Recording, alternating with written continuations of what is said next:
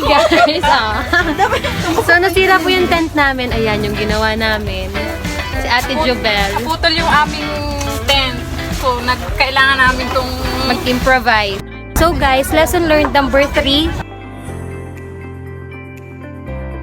Mula sa day 1 ng Barako Fest is kapag pala aabutin ng gabi yung bazaar nyo or yung fair, kailangan pala yung lighting, yung ilaw ng booth nyo talagang maliwanag siya. Kasi yun pala yung una na magka-catch ng attention ng mga customers. Yun yung una na magiging dahilan para pumasok sila, i-check yung product nyo. So, yun. Alam ko na sa susunod. Tatas ang patience. Okay, so time check. It's already... Anong oras na? Hindi ko alam. Ulit. Time check. na? Kita nyo naman mga haggard, no? Uy, ikaw Ako lang.